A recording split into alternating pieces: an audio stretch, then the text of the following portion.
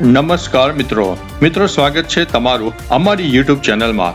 મિત્રો આજે તારીખ થઈ ગઈ છે 5 જૂન 2026। ત્યારે આજની વિડીયોમાં વાત કરીશું વરસાદની આગાહી।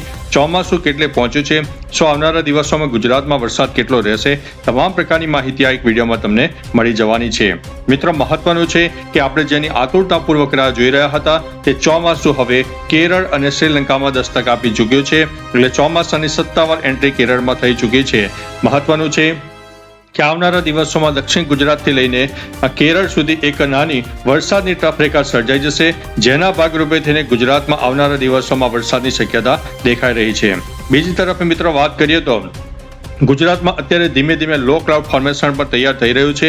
અરબી સમુદ્રના ભેજવાળા પવનો પણ સામાન્ય રીતે મળી રહ્યા છે, એટલે થોડું ભેજના પ્રમાણ અને ગરમીના પ્રમાણ સંયુક્ત લીધે થઈને એક બફારાનું પ્રમાણ જોવા મળશે। પરંતુ હવે ધીમે ધીમે ગુજરાતમાં વરસાદી માહોલ જામી રહ્યો છે, એટલે કે પ્રી મોન્સૂન એક્ટિવિટીની શરૂઆત આજથી થઈ જશે। ગુજરાતના અનેક શહેરો અને ગામડાઓમાં આજે વહેલી સવારથી જ લો ક્લાઉડ ફોર્મેશન જોવા મળી રહ્યું છે અને કોઈ વિસ્તારમાં છાંટાછૂટી થાય, હળવા મધ્યમ વરસાદી ઝાપટા પણ થઈ શકે છે। મહત્વનું છે કે રાજસ્થાનના અનેક વિસ્તારમાં તો આજે વહેલી સવારથી જ મિત્રો મધ્યમથી હળવા વરસાદની શક્યતા દેખાઈ રહી છે અને વરસાદ પણ થઈ રહ્યો છે। ત્યારે બીજી તરફ ઉત્તર ગુજરાતના પણ અનેક ભાગોમાં વહેલી સવારથી જ વાદળછાયા વાતાવરણ વચ્ચે છાંટાછૂટી થાય તેવી શક્યતા છે। ઓવરઓલ મિત્રો જણાવીએ તો ઉત્તર ગુજરાતમાં અત્યારે વરસાદની શક્યતા દેખાઈ રહી છે। મધ્ય ગુજરાતના પણ કોઈ ભાગોમાં સામાન્ય વરસાદ થઈ શકે છે, એટલે આજથી જ પ્રી મોન્સૂન એક્ટિવિટીની શરૂઆત થઈ જવા પામી છે। હવે મિત્રો મહત્વનું છે કે આવનારા દિવસોમાં વરસાદી માહોલ કેવો રહેશે તે સ્ક્રીન રેકોર્ડરના માધ્યમથી તમને સમજાવવાનો પ્રયત્ન કરીશું। આજે થઈ ગઈ છે 5 જૂન મિત્રો।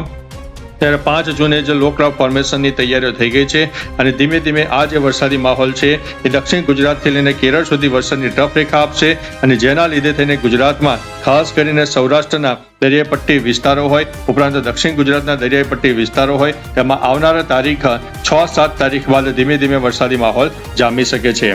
મહત્વનું છે કે અરબી સમુદ્રના મિત્રો ભેજવાળા પવનો મળી રહ્યા છે, બીજી બાજુ ચોમાસું પણ સક્રિય થઈ ચૂક્યું છે। તે તમામ પ્રકારના પરિબળો એક પ્રી મોન્સૂન એક્ટિવિટીને અનુરૂપ છે અને ગુજરાતમાં એક વરસાદી માહોલ સાથે હળવા મધ્યમ વરસાદ થઈ શકે છે। એટલે કે મિત્રો આવનારી તારીખ 6, 7, 8 તારીખ સુધીમાં ગુજરાતમાં પ્રી મોન્સૂન એક્ટિવિટીની એક મજબૂત શરૂઆત થઈ જશે અને જેના લીધે થઈને ગુજરાતમાં આવનારા દિવસોમાં હવે વરસાદ જોવા મળશે। મહત્વનું છે કે ખેડૂતો માટે મિત્રો ખાસ સમાચાર છે કે અત્યાર જે તમારા ખુલ્લામાં કોઈ પાક હોય, કોઈ ચીજ વસ્તુ હોય તો સુરક્ષિત જગ્યા અત્યારથી લઈ લેજો, જેથી આવનારા દિવસોમાં નુકસાની ન થાય। તાડપત્રી ન હોય તો એક નાના રોકાણ દ્વારા તાડપત્રીની ખરીદી કરી લેજો, જેથી આપણો કિંમતી સામાન પલળે નહીં। અને આ વખતે મિત્રો થંડરસ્ટોર્મ એક્ટિવિટી પણ વધુ રહેવાની છે, એટલે થોડા સાવચેત રહેજો, એલર્ટ રહેજો। બાકી ગુજરાતમાં મિત્રો કહી શકાય કે ચોમાસાની એવરેજ જે તારીખ હોય છે એ 15 જૂન મિત્રો માનવામાં આવે છે, પરંતુ અમારા અનુમાન મુજબ આવનારા દિવસોમાં એક ચોમાસું કહી શકાય કે 22 જૂન બાદ તે દસ્તક આપે તેવી શક્યતા છે, કારણ કે ચોમાસું આગળ વધતા વચ્ચે રૂકાવટ આવે તેવી સંભાવના દેખાઈ રહી છે અને એક 7 થી 8 દિવસનો વેરિએશન જોવા મળી શકે તેવી શક્યતા છે। પરંતુ મિત્રો આ પરિબળો એક ખૂબ જ દૂરની વાત છે। આવનારા દિવસોમાં જો પરિબળ પોઝિટિવ થાય તો તમને તમામ પ્રકારની માહિતી આપતા રહીશું। બાકી મિત્રો હવેથી પ્રી મોન્સૂન એક્ટિવિટીની શરૂઆત થઈ ગઈ છે, થોડા સાવચેત રહેજો, એલર્ટ રહેજો। બાકી આ વખતે વરસાદ ગુજરાતમાં આપણને સામાન્યથી વધુ મળવાનો છે, એટલે કોઈ ચિંતાના સમાચાર નથી। ઘણી વિડીયોમાં દુષ્કાળની પરિસ્થિતિ છે, પાણી નહીં મળે એવું દર્શાવવામાં આવે છે। મિત્રો અમારા અંદાજ મુજબ ગુજરાતને ખૂબ જ સારો અને સુંદર વરસાદ મળવાનો છે, જરૂરિયાત પૂરતો વરસાદ ચોક્કસથી મળવાનો છે, એટલે ચિંતા ના કરશો, ગભરાશો નહીં, ઈશ્વર તમારી સાથે છે, એટલે ચિંતા કરવાની જરૂર નથી। બાકી મિત્રો અન્ય સમાચારો પર હવે આપણે એક નજર નાખીશું। મિત્રો આપણે અગાઉ વાત કરી તે પ્રમાણે ગુજરાત સહિત અનેક વિસ્તારમાં વરસાદી માહોલ જામી રહ્યો છે, ત્યારે કેરળમાં ચોમાસાએ દસ્તક આપી દીધી છે, જે તમે સેટેલાઇટ બેઝના માધ્યમથી જોઈ શકો છો। એટલે કે મિત્રો કેરળ અને શ્રીલંકાના મોટા ભાગના વિસ્તારોમાં ચોમાસું ધીમે ધીમે આગળ વધી રહ્યું છે અને ગુજરાતમાં 22 જૂન બાદ ચોમાસું દસ્તક આપે તેવી શક્યતા છે। બીજી તરફ મિત્રો તમે જોઈ શકો છો કે આજે વહેલી સવારથી જ રાજસ્થાન સહિત અનેક રાજ્યોના અનેક ભાગોમાં વરસાદી માહોલ જામી ગયો છે, છૂટાછવાયા વરસાદ જામી ગયો છે અને ગુજરાતમાં પણ એક આંશિક વાદળોનો રાઉન્ડ પણ છવાઈ ગયો છે। આ એક પ્રી મોન્સૂન એક્ટિવિટીનો ભાગ છે। આજે ઉત્તર ગુજરાતના ઉત્તર, દક્ષિણ, પૂર્વ અને પશ્ચિમ એટલે કે સમગ્ર ઉત્તર ગુજરાતમાં વરસાદી માહોલ જામશે. કોઈ વિસ્તારમાં છાંટાછૂટી થાય તેવી શક્યતા દેખાઈ રહી છે. મધ્ય ગુજરાતના પણ કોઈ વિસ્તારમાં છાંટાછૂટી થાય તેવી શક્યતા દેખાઈ રહી છે.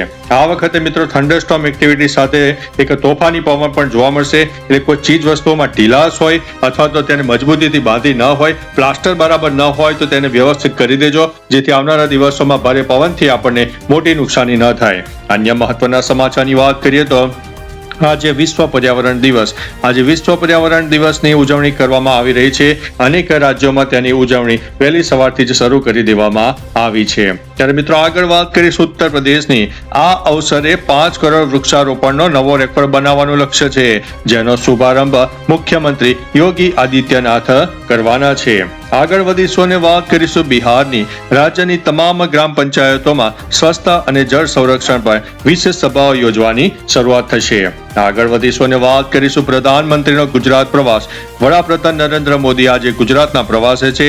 તેઓ સુરત અને દમણમાં કુલ 21,700 કરોડથી વધુના વિકાસ કાર્યોનું ઉદ્ઘાટન અને શિલાન્યાસ કરશે, જેમાં દક્ષિણ ગુજરાત માટે 12,500 કરોડની પરિયોજનાઓનો સમાવેશ થાય છે. અન્ય મહત્વના સમાચારની વાત કરીએ તો જનજાગૃતિ અભિયાન.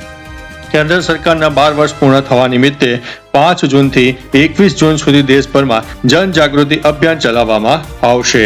અન્ય મહત્વના સમાચારની વાત કરીએ તો શ્રીલંકાના વૃદ્ધાશ્રમમાં ભીષણ આગની ઘટના બની છે. 11 વૃદ્ધોના મોત થયા છે, 7 વ્યક્તિઓ થઈ છે ઘાયલ. અન્ય મહત્વના સમાચારની વાત કરીએ તો બીજા માટે લાંચ માંગવી પણ ખોટી છે.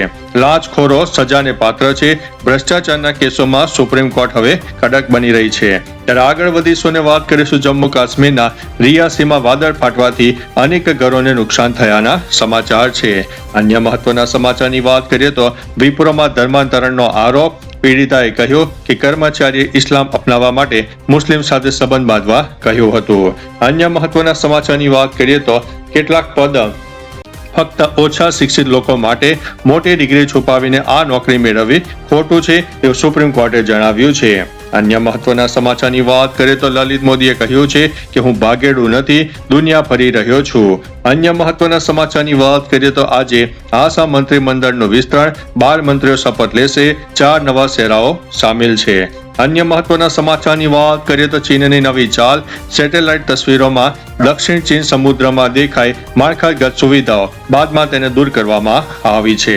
અન્ય મહત્વના સમાચારની વાત કરીએ તો મૌદાની નાગવાલમાં જમીન વિવાદમાં ખેડૂત પિતા અને પુત્ર પર ધારિયા અને લાકડાના દંડાથી હુમલો કરવામાં આવ્યો છે.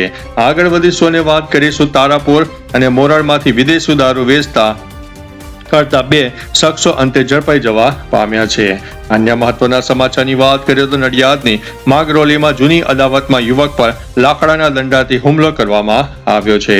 આગળ વધીશું અને વાત કરીશું ખેડાની લાલી ગામની સીમા કેનાલ પાસે અજાણ્યા વાહન ચાલકની ટક્કરે યુવકનું મોત થયું હોવાના સમાચાર મળી રહ્યા છે. અન્ય મહત્વના સમાચારની વાત કરીએ તો સેવાલિયાની અંબા પાસે એસટી બસની ટક્કરે રોડ ક્રોસ કરતા આધેડનું મૃત્યુ થયું છે. ત્યારે વાત કરીશું 28 ગુજરાત બટાલિયન એનસીસી નડિયાદ દ્વારા નારણપુરા લાટ ગામે પેરાસેલિંગ કેમ્પનું સફળ આયોજન કરવામાં આવ્યું છે. અન્ય મહત્વના સમાચારની વાત કરીએ તો આણંદ જિલ્લામાં તોલમાક વિભાગમાં ફરજ બજાવતા માત્ર 2 ઇન્સ્પેક્ટર જોવા મળ્યા છે. મુખ્ય અધિકારીની જગ્યાઓ ખાલી છે. આગળ વધીશું અને વાત કરીશું ખેડા જિલ્લા કોંગ્રેસની કડક કાર્યવાહી. પક્ષ વિરોધી પ્રવૃત્તિ કરનારા 18 ઉમેદવારો 6 વર્ષ માટે સસ્પેન્ડ કરવામાં આવ્યા છે. ત્યારે વાત કરીશું નડિયાદની મુખ્ય કાંસન રીડેવલપમેન્ટની કામગીરીમાં 800 થી વધુ ડમ્પર કચરો બહાર કાઢવામાં આવ્યો છે, એટલે કે કાંસની સફાઈ કામગીરી ચાલી રહી છે. ત્યારે વાત કરીશું બોરસદની 4.53 લાખના ચેક રિટર્ન કેસમાં ટેકરીપુરા ખેડૂતને 1 વર્ષની કેદની સજા ફટકારવામાં આવી છે. આગળ વધીશું અને વાત કરીશું ટ્રમ્પને મોટો ઝટકો. ઈરાન વિરુદ્ધ યુદ્ધ રોકવા અંગે અમેરિકી સંસદમાં પ્રસ્તાવ પાસ કરવામાં આવ્યો છે અને ટ્રમ્પને લાગ્યો છે મોટો ઝટકો.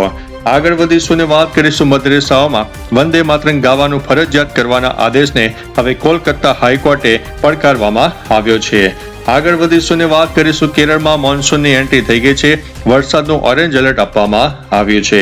અન્ય મહત્વના સમાચારની વાત કરીએ તો અમદાવાદની દિવ્યાંગ વેપારીને માર મારનાર પીએસઆઈ સોનલ રાઠોડને અંતે સસ્પેન્ડ કરવામાં આવ્યા છે. અન્ય મહત્વના સમાચારની વાત કરીએ તો અમદાવાદની કિશોરીને બગાડી જઈને દુષ્કર્મ ગુજારનાર યુવકને 20 વર્ષની સખત કેદની સજા ફટકારવામાં આવી છે. આગળ વધીશું અને વાત કરીશું ખેડાની. સાબરમતી નદીમાં કેમિકલ યુક્ત પાણી છોડીને પ્રદૂષિત કરાતું ગેરકાયદેસર પ્રોસેસ હાઉસ અંતે ઝડપાઈ ગયું છે. આગળ વધીશું અને વાત કરીશું નડિયાદની. સુરતનો રીઢો ચોર ઝડપાયો છે. એનડી દેસાઈ હોસ્પિટલ બહાર ચોરાયેલી રિક્ષાનો ભેદ ખુલી ગયો છે. આગળ વધીશું અને વાત કરીશું વાસદની. કન્ટેનરમાં ઘૂસખાનું બનાવીને લવાયેલી બિયરની 251 પેટીઓ ઝડપાઈ ગઈ છે. અન્ય મહત્વના સમાચારની વાત કરીએ તો કપડવંજની ગાય ખરીદીના બાકી નાણાં પેટેનો ચેક રિટર્ન કેસમાં 1 વર્ષની સખત કેદની સજા ફટકારવામાં આવી છે. ત્યારે વાત કરીશું બોરસદના બસ સ્ટેન્ડ વિસ્તારમાંથી 60 થી વધુ લારી અને પાથરણાના દબાણો અંતે દૂર કરવામાં આવ્યા છે. તો ચાલો મિત્રો, આવા નવા સમાચાર લઈને મળતા રહીશું. ત્યાં સુધી અમને રજા આપશો. નમસ્તે.